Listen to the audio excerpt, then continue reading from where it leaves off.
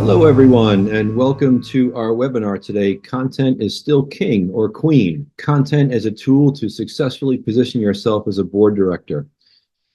Anouk, let me do your introduction. I'm so happy to have you with us today. You have a few lessons with us in the IBDC program, and I will tell you that this topic that you speak of, or the multiple topics you speak of, always garner a pretty large crowd for us, and we'll talk a little more about this area as it relates to executives and board directors, both aspiring and experienced, why it's so important.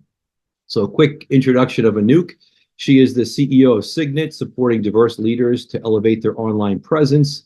She's the founder of Cool Brands People, also supporting women leaders in achieving their next goals. This is quite interesting. What an achievement here, Anouk. You've been storytelling for brands since 2002, and you've interviewed over 900 CEOs, CMOs, and business owners, and published 15 books. I found it hard to get through one book, published one. I don't know how you've done 15, but good for you. And we're also happy and proud to have you as not just IBDC certified, you've been through the course and the program, but you're also one of our education partners. So happy to have you in that position with us as well. Welcome, Anouk, and really excited to have you with us today. Thank you. Thank you, Mark. Let me start sharing my... Sure, go ahead. Okay, so let's dive in, because we have a limited amount of time, of course. And I'd like to start by talking a little bit about some recent studies that we've seen, where we see that the difference between winning and losing an opportunity comes down to critical, subtle, but really critical factors. How relevant and current do you look versus your competition? Are you perceived as a thought leader? And does an online search match or even enhance your credentials? Because interestingly, the online search has become both the initial and final evaluation point in the search, as more people in the process review a board candidate's qualifications. So you may ask yourself, how do I stand out from the crowd or from the LinkedIn crowd? The issue is not the crowd. The issue is the final decision makers who may or may not have met you. So I'll share with you how you can optimize your online and your LinkedIn search to be your wingwoman or wingman, by showing you how to create content that enhances your image and positions you as a solid board candidate. So as some of you may know, I strongly believe that we can achieve our next professional goals by doing three things: defining or redefining our personal brand. Who am I? What do I stand for? What do I bring to the table? Once you have that defined, articulate your brand into relevant content. Because you can say, like me, I'm a brand anthropologist, but if you do not create any content to prove it, it's just a word, it doesn't mean anything. And thirdly, we have to understand that we need to use Google as our wingwoman or wingman to achieve those next goals. Because if everything is on our laptop, for example, nobody will know. So today I'd like to zoom in on one aspect of that process, that where we can talk about how we can make that more simple, effective, and really work toward being successful there. Because the challenge is how we stay current and relevant in this new age of information overload. I mean, we all know we were in an information overload era years ago, but we're kind of in a new one where everybody is potentially a publisher, which means all the content that gets out there, it's open for everybody. And of course, AI is enabling that process big time. So let me start by easing your mind, by sharing concern that a lot of people I talk to share with me. How do I stand out between the millions of users on LinkedIn? My answer, based on your next goal, of course, if your goal is to be a rock star or an influencer, it's another story. But if you're looking for a board seat, it's different. You don't need to stand out. You don't need to be on Twitter and TikTok and Instagram and Pinterest and Facebook, even LinkedIn all day, every day. You need to make sure that you build a consistent and a qualitative presence. Make sure you're there in the right way at the right moment when the right people are looking for you. Your online presence is a support tool, and you should use it as such. In today's age, it's very easy to get lost in the numbers game. So we have the allure of likes and shares and comments, and we often think that measuring success that success is how many people have actually glanced at our content rather than the actual impact. So I would like to redefine that success. Would you rather have 1,000 people scroll past your content, giving it a fleeting glance, or the right people to see it? The real metric of success is not how many eyeballs you've accumulated, but on whose radar you are. And how do you get on someone's radar? One of the things is by networking. How do you do that? How do you make sure that people, the right people, know that you're looking for that board seat? One way is with referrals, which is a great place to start working on achieving that next goal. You talk to somebody who knows someone, and they will introduce you. Referrals is a great way of building your network, but also building your thought leadership, the awareness of it. But also you need to get out there. You need to network. You need to be in between people. You need to be meeting your target audience. You cannot find a board seat by just sitting behind your computer. You need to meet the right people. You need to go to board conferences, maybe industry-specific events, figure out where your target audience is and go and meet them. And when you do meet them, make sure you talk about who you are. That's how you introduce yourself, not with what you do. This is a big difference in making that first in-person impression, which also works, of course, virtually, but make sure you talk about who you are. Don't tell them this and this and this and this is my job, or this and this and this is what I've done. No, people connect with people, not with a job title or not with a product or a service, but with people. It's a very important one. And when that someone who knows someone gets your name, what do? They Google you, because we are still who Google says we are. So in every presentation that I do, I ask 3 questions, and I would like you for yourself to answer these questions. The first one, do you Google yourself on a regular basis? Let's say every 3 months, you type in your name and you see what shows up. Question 1, simple yes or no. Second question, do you Google others? Before you meet someone, after you met someone, before you hire someone, before you want to go on a board, before you work with someone, whatever, do you Google others? Second question, simple yes or no. Third question, did you ever decide not to follow through with a relationship based on what you found or maybe didn't find online? Again, a simple yes or no. The statistics here don't lie. Again, I told you I do this for every presentation that I give. I have these questions, so I accumulated lots and lots of responses. The highest I ever got was that 1/3 of us Google ourselves on a regular basis, 33%. Who Googles others? 95%, almost everybody. So what this means is that, let's say I don't Google myself, but I know that you're Googling me. I don't know what I look like online, but I know that you're all looking at me. There's a gap there in perception, because my first impression, the first impression that you have of me, is my online presence.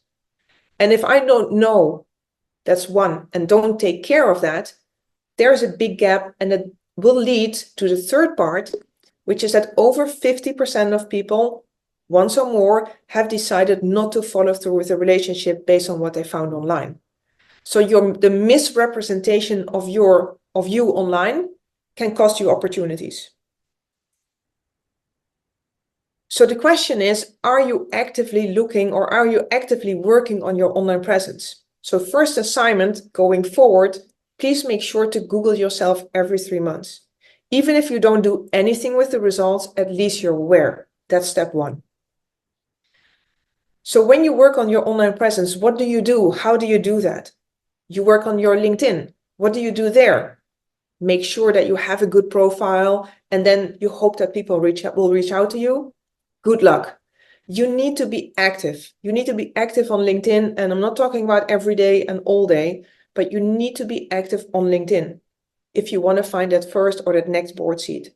Because again, at some point in the review process, people will look you up, people will Google you, and LinkedIn, of course, is a very important part of that.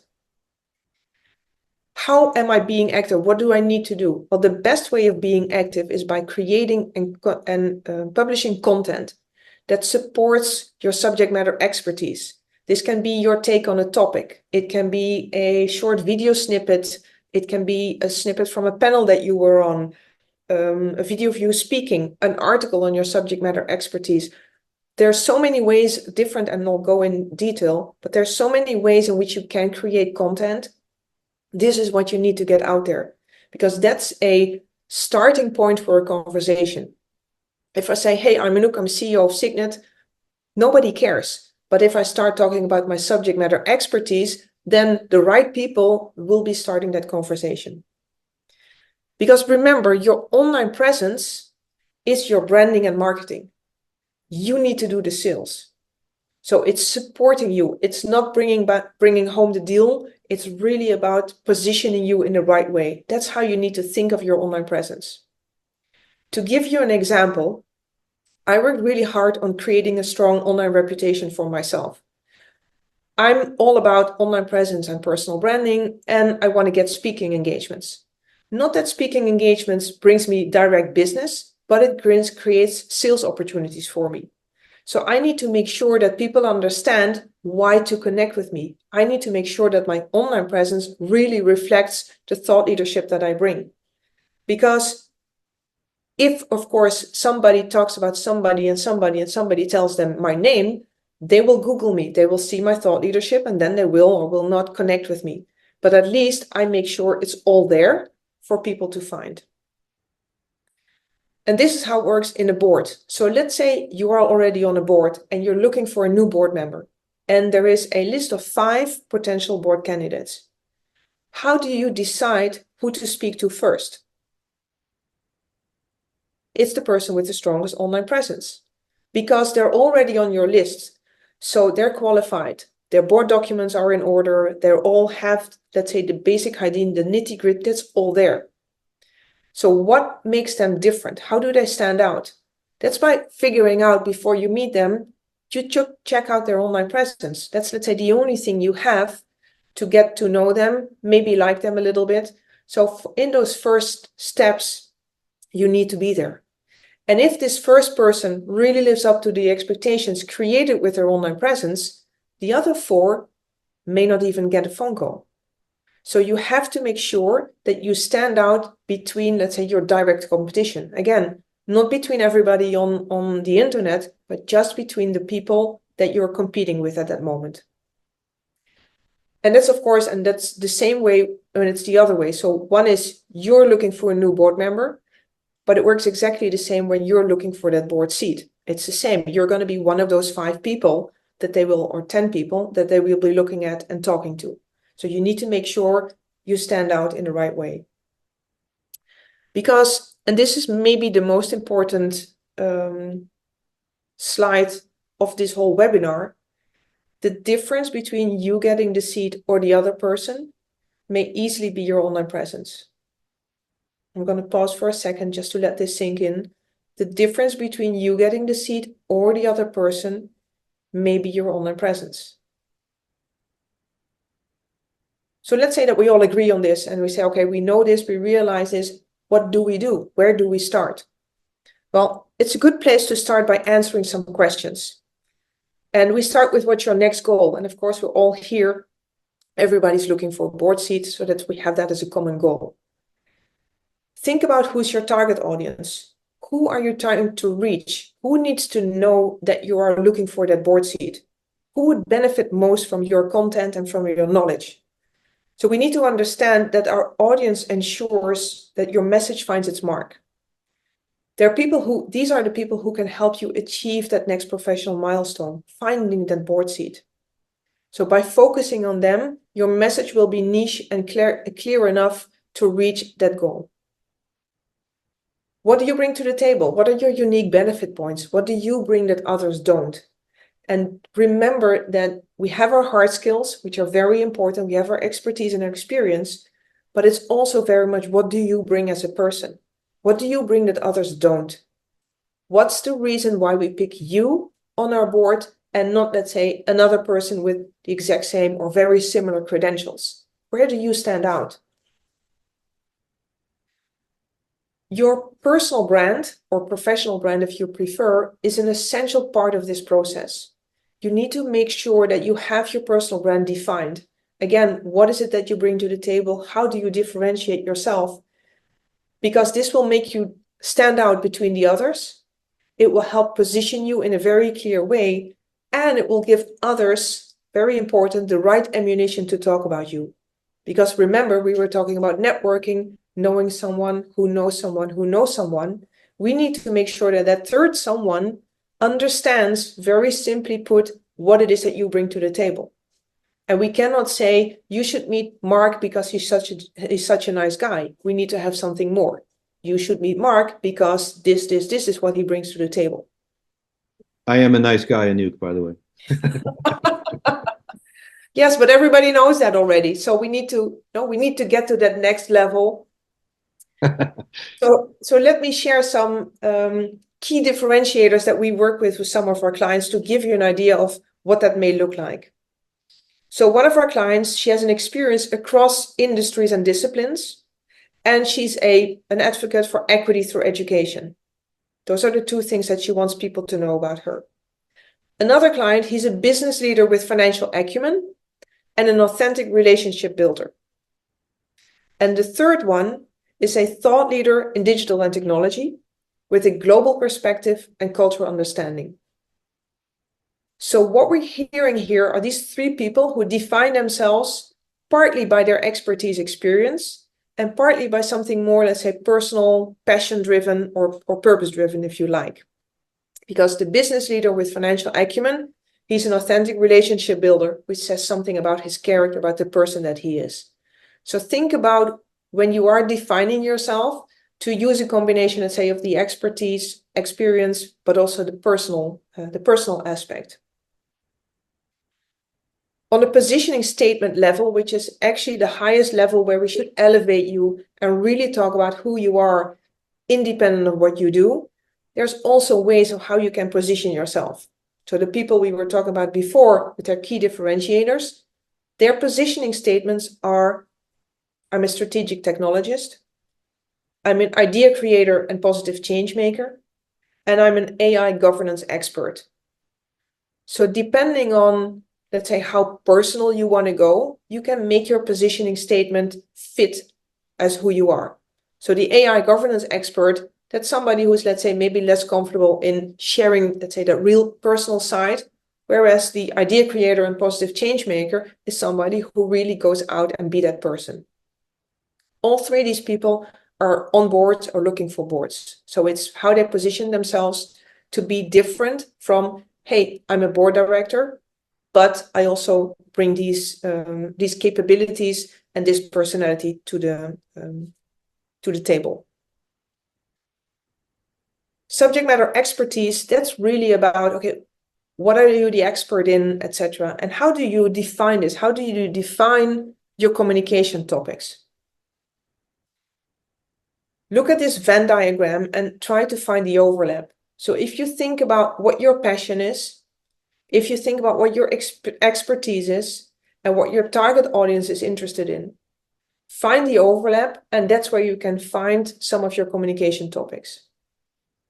Also, when we talk about communication topics, don't think you need to come up with a new topic every month or whenever you create a new article. Define your topics, 2, maybe 3 of them, and stick to them. Because people want to know what you're the go-to person for, what you're the expert in. And you cannot be an expert in something else on a monthly basis. My topics, only 2, personal branding, online presence. I stick to those. And every time I find a new angle or a new perspective to talk about those topics. You can also create content or talk about more generic topics, like how do I see my industry evolve in the coming 5 or 10 years? What are some trends that I'm seeing in my industry that my peers should be aware of? What are some opportunities you've seized in the past? Or what is the biggest problem or the biggest issue that your industry needs to solve? So you can also talk, let's say, on that level, but you can also go more specific. As for example, this corporate board director, his passion is cybersecurity. His expertise is corporate governance and strategy. And the interest of his target audience is to mitigate cyber risks. So that's, go back to the Venn diagram, those are the 3 bullets. The overlap he found is in cybersecurity governance and risk management. So the communication subject for this director could be focused on guiding organizations in developing robust cybersecurity strategies and governance practices to protect their data and operations. It's a mouthful, but it's really figuring out, okay, this could be his topics, and that's what he could be creating content about. Another corporate board director is very passionate about philanthropy. So the passion is giving back. The expertise is corporate leadership and governance. And the audience is interested in social responsibility and community engagement. So here the overlap is CSR and philanthropic initiatives. So this director could be known for advising corporations on how to incorporate philanthropy and CSR into their business strategies, helping them make a positive impact on society while achieving their business goals at the same time. So again, starting with the Venn diagram, finding the different aspects, expertise, passion, and what your audience is interested in, finding the overlap, and from there, develop or define your communication topics. Once we defined our topic, we go to the next step, which is the actual creation of the content. Now, there are many different ways in which we can create content, and I'd like to walk us through these 4. The first one is what we call a lead-in. And a lead-in is, let's say, the simplest way to start. You read an article that you really like, whether it's on Harvard Business Review, MIT, Forbes, Fortune. You say, hey, this really resonates with my vision on the topic. You use that article, you write a short 150, 200-word lead-in that really reflects your vision on the topic. So instead of having to create something from scratch, you use something that exists, but you add your vision to it. What happens? You'll become the curator for your audience. So I don't have the time to read the whole Harvard Business Review article, but because you're a subject matter expert and you've been writing about this topic, I trust you, let's say, when I read that lead-in. So it's just your lead-in, a snippet from the original article, and I spend a few minutes understanding instead of having to read the whole article. You can also write an article, thinking about, again, using maybe some existing content or a speech that you did, and write an article that reflects your vision on a topic. 500 words is a great length for an article because Google doesn't like it if it's shorter, and a lot of people don't start reading it when it's longer. So 500-word article really does a good job. And remember, we want to create conversation starters. So we're not in here to be complete and give everything that we have, but we want to get the interest of people saying, hey, wait a minute, you write about this topic, really interesting, tell me more, or what do you think of this?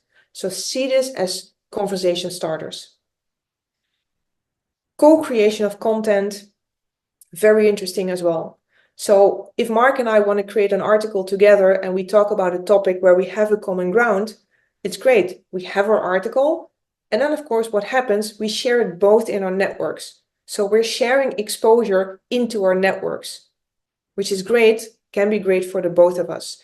So think about co-creating content with peers, colleagues, advisors, other experts in the same area or in a slightly different or adjacent area. Co-creating of content, really interesting to read, to create, but also helping you expand your reach. And of course, you can be interviewed. We interview a lot of people. We help them create their stories. There's other trusted sources that can interview you. And the interview gives you the opportunity to tell your story in a, let's say, from a third-party perspective. So we have a lot of people say, oh, I'm really not comfortable talking about myself. So how can we change this? Well, that's by interviewing you. Then the publishing part really is about, okay, we have the content, now we need to get it out there. LinkedIn, of course, yes, but also try to look at sources or platforms that are not LinkedIn. Medium, WordPress, Script, YouTube, all these open source platforms give you the opportunity to create or to publish the content. You can use online magazines like the ones that we've created to share your content, and you're going to be in the context of other leaders and board members. So this helps your online presence and reputation as well. What we create for our clients is a Signet personal branding page. Here, everything from your positioning until up to your content is being shared here. It's a you at a glance. It really gives people a good idea of everything that you bring to the table. So there are many ways in which we can publish content. How do you increase your network? How do you stay current and relevant? There are 5, I think, strategies that I would like to share briefly. Publish consistently. If you have 5 pieces of content, please don't put them all out in 1 week, but make a consistent plan and say, okay, I think it's doable for me to publish something on a monthly basis or even every 2 months, but don't do it all at once. Make a plan and create that strategy. Better to be consistent than again doing everything at once. When we're creating content, we need to make sure we add value. Think back about the overlap between your passion, your expertise, and what your audience is interested in. Make sure you add value. Create articles that have a personal touch as well. Don't just create a dry article about a topic, but add something of you. Start a dialogue. When you connect with people, start asking them questions. It's not just about you pushing out content, it's about creating those conversations, because based on those conversations, people will be able to say, hey, wait a minute, if this is what you're all about, I can support you, I can introduce you left and right. Because remember, networking is the core. That's why we're doing this. The moment that someone who knows someone, that's why we're creating the content and publishing it.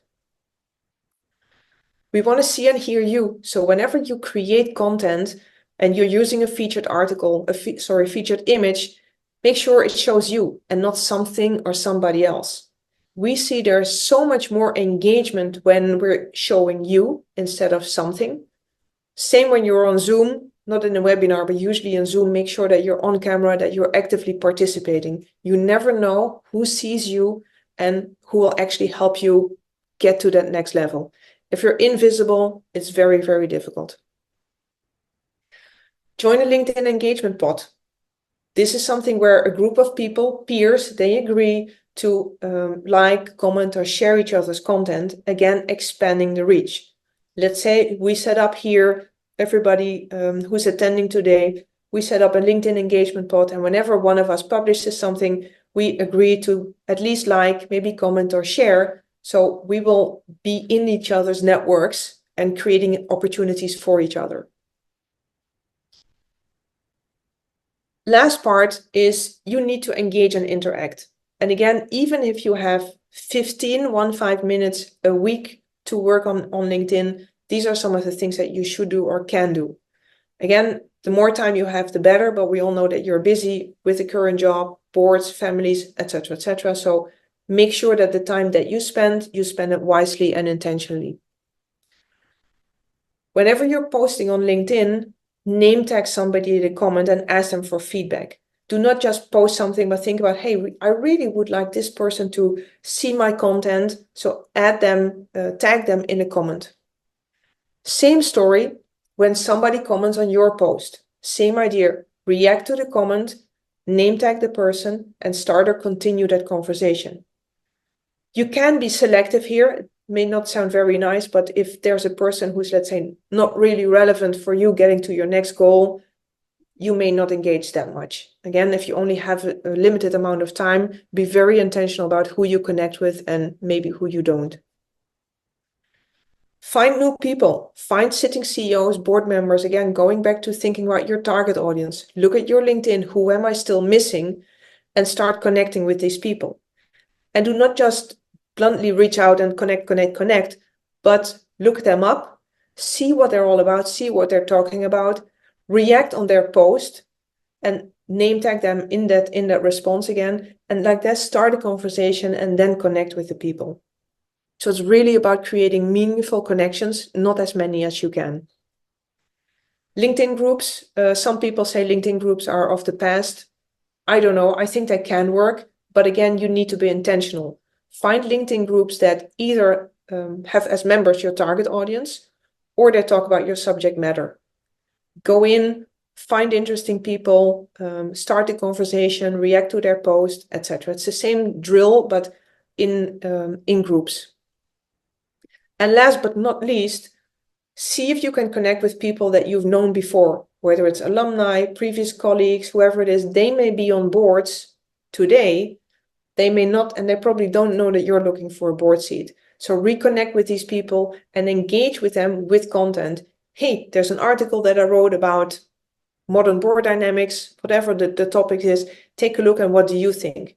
And like this, people will start, oh, wait a minute, he's actually looking for a board seat, so I know somebody who knows someone. There we go again. Same drill all over. So this is what I wanted to share, and I'm almost there, and I want to start to end with the fact that staying ahead in a constantly evolving digital landscape requires adaptability and precision. So we need to focus on making meaningful connections, and let's make sure that we pivot from just being seen to making an impact. Because it's not about how many are looking, but actually who is truly seeing your content and your brand. So going forward, there are 3 scenarios. You're all set, you're doing all this and exactly, and then I would say, well, keep up the good work. Or you say, well, I could really use some support with my brand, with my online reputation, with content creation. Or you'd like to discuss. And what I would like to offer is to anyone who feels the need, connect with me, send me an email, and we can set up a 20-minute discussion to go over your specific questions, situation, and go from there. So, Mark, back to you. Great, Anouk, thank you so much. Always useful information, and you're exactly on time too, I will point out. So quickly before we get, yeah. Quickly before we get to Q&A, if you can advance one page here, Anouk. Many of you today are joining us with your IBDC certification. For those that are not familiar with this, many of the topics that Anouk has covered, we touch on. Anouk has lessons also in the IBDC program.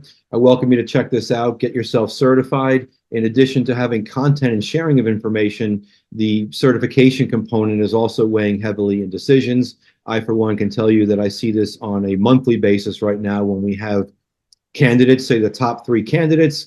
I definitely go on Google, Anouk, I search them out, I see if they're sharing information. In some cases, if they're equally in that space, then we start to move into the education and certification space as kind of final push for them to be appointed. Okay, let's move to the Q&A section. A couple of great questions here already, so feel free again to enter into the Q&A area. Here's the first question for you, Anouk. As a busy, possibly overloaded executive, I appreciate the honesty.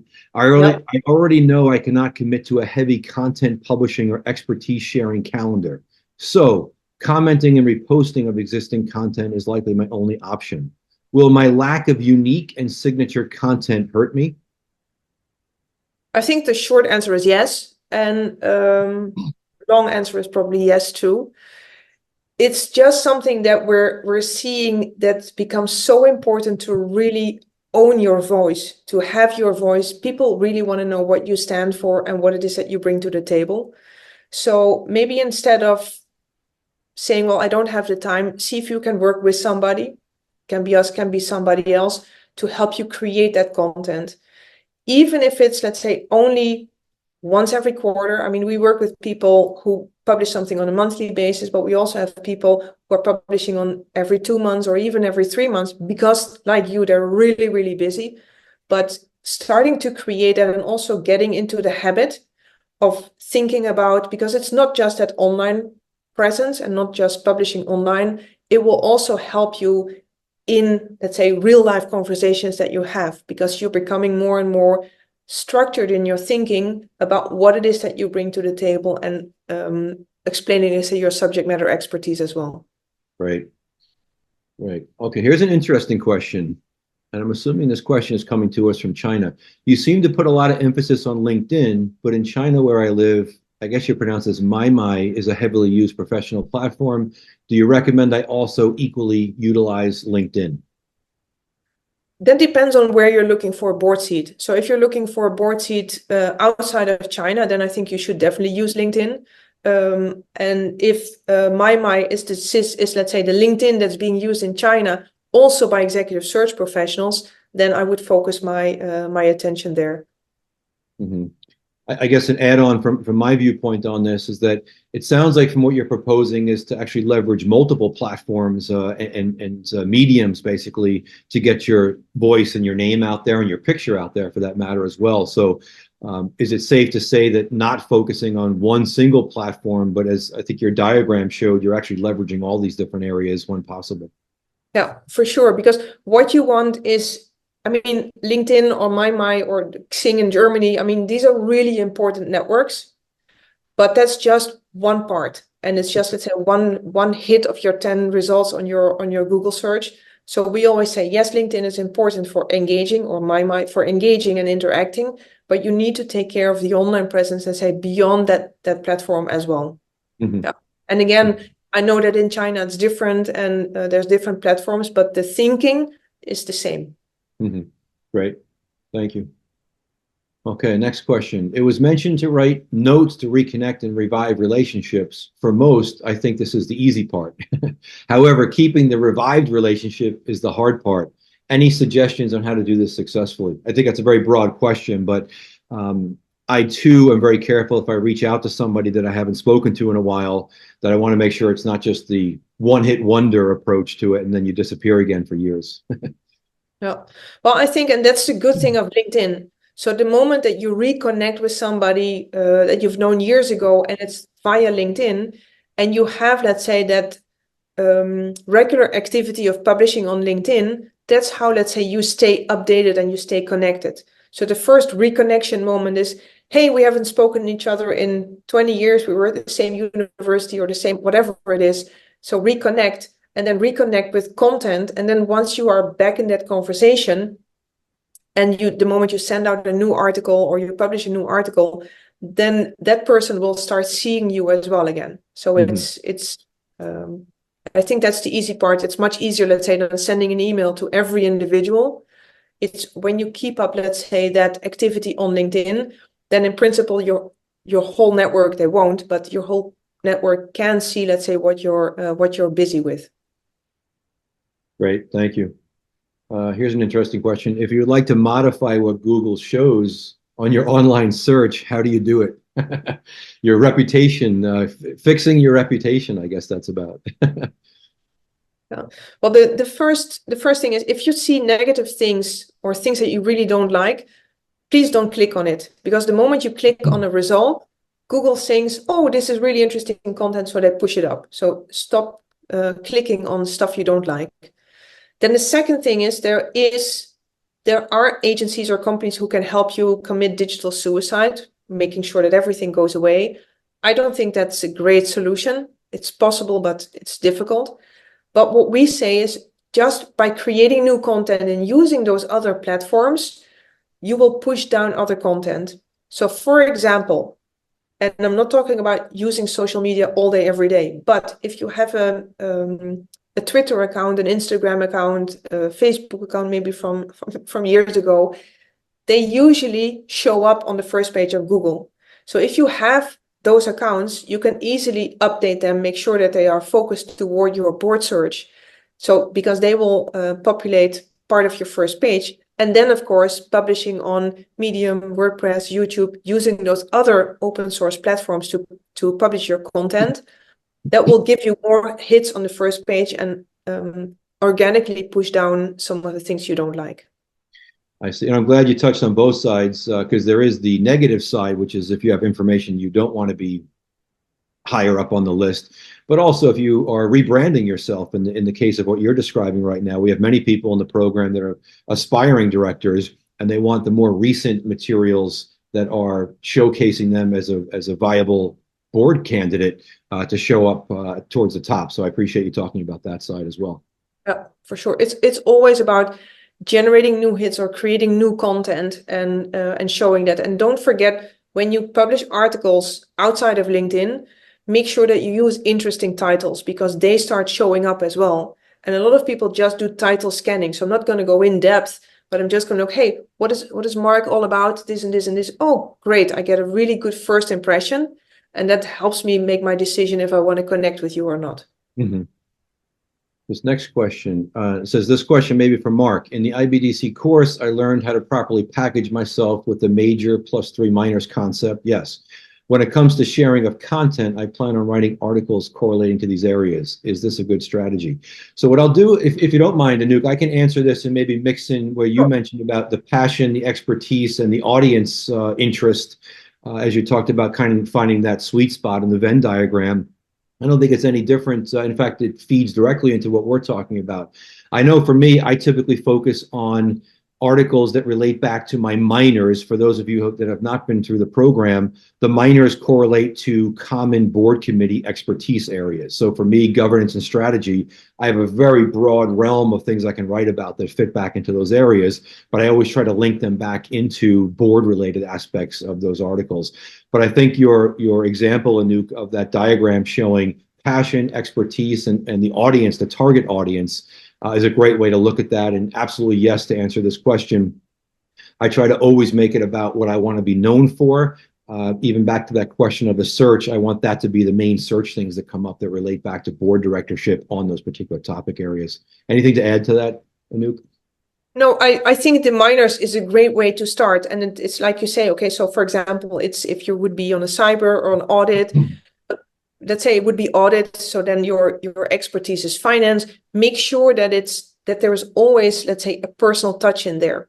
So don't write, let's say, articles that are too dry or too theoretical, but use them to talk about, okay, how you would fit in an audit committee, or maybe experiences that you have that are really relevant for an audit committee. So I agree that those topics, the minors could be great indicators for to define your communication topics for sure. Right. All right, we're moving into speed round now to keep in our time frame. So with 2 minutes left, 2 other final questions. Does LinkedIn value certain content strategies more than others in its algorithm? I have heard that liking doesn't count at all, but commenting with an influencer who then replies to you would be ranked higher. Agreed.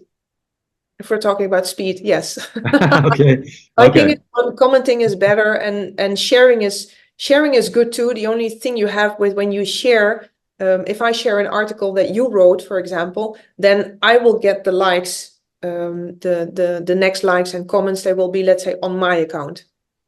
Gotcha. Okay. A question from my side on this, which I think you do. Many people from the course, when we're doing the one-on-one, they're all into the posting, they're bought into it and sharing information, but they're not able to write the articles, don't have the time, don't have the skill sets and those things. That's an offering that you have as well of the content creation, correct, Anouk? That's correct. Yeah. So based on, let's say, understanding who you are, what your topics are, we can help you create content. And whether that's writing an article for you or interviewing you or creating those lead-ins that we talked about. Yeah, we support a lot of our clients with, some of them create their own content, but most of them we support them because, again, that was the first question. I'm very, very busy. Mm-hmm. Right. All right. Last question in the speed round. Which platform would you recommend is the best to use in establishing your authority as one who should be considered as a qualified director? I think there's a regional aspect to this as well, but. Yeah, for sure. Well, the platform that works that Google really likes is Medium. So Medium is a great platform. Of course, if you can be part of the Forbes Council or if you can things like that, of course, that's valuable as well.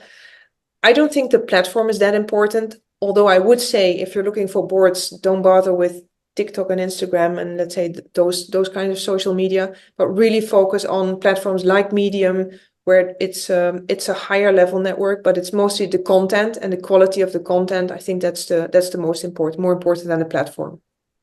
Great. Anouk, we are exactly on time at our 45-minute mark. I thank you so much. As always, great information. Great to have you with us. Thank you so much. Thank you, everybody, for joining us today also. Thank you too. Have a great day.